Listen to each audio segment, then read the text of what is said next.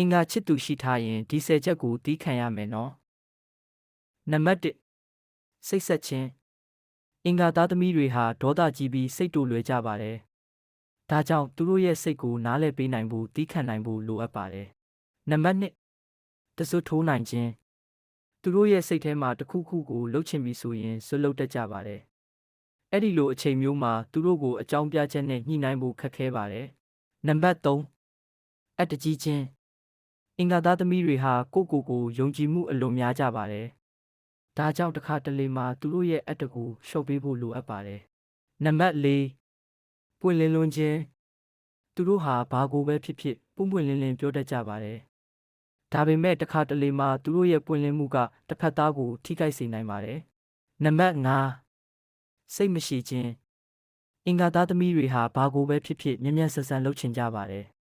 ဒါကြောင့်သူတို့ရဲ့အလုပ်ကိုအချိန်ယူပြီးစောင့်ဆိုင်းပေးဖို့လိုအပ်ပါတယ်။နံပါတ်6တကူကောင်းဆန်ခြင်း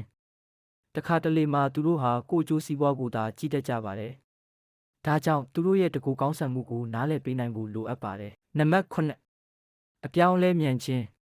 အင်္ဂါသားသမီးတွေဟာစိတ်ပြောင်းလဲမြန်တတ်ကြပါတယ်။ဒီနေ့တစ်မျိုးမနက်ဖြန်တစ်မျိုးဖြစ်တတ်ပါတယ်။ဒါကြောင့်သူတို့ရဲ့ပြောင်းလဲမှုကိုလိုက်နိုင်ဖို့လိုအပ်ပါတယ်။နံပါတ်10အထီးကျန်ဆန်ခြင်းအင်္ဂါသားသမီးတွေဟာတခါတလေမှတယောက်တည်းအထီးကျန်နေခြင်းကြပါတယ်။အဲ့ဒီလိုအချိန်မျိုးမှာသူတို့ကိုအနှောက်အယှက်မပေးဘဲအေးဆေးနေခိုင်းတာအကောင်းဆုံးပါ။နံပါတ်9အချစ်ကြီးခြင်းအင်္ဂါသားသမီးတွေဟာချစ်မိပြီဆိုရင်အယမ်းချစ်တတ်ကြပါတယ်။ချစ်သူအပေါ်မှာတစ္ဆာရှိကြပါတယ်။ဒါပေမဲ့တခါတလေမှာသူတို့ရဲ့အချစ်ကတစ်ဖက်သားကိုဝင်ထုတ်ဖြစ်စေနိုင်ပါတယ်။နံပါတ်10စိုးရိမ်ပူပန်ခြင်း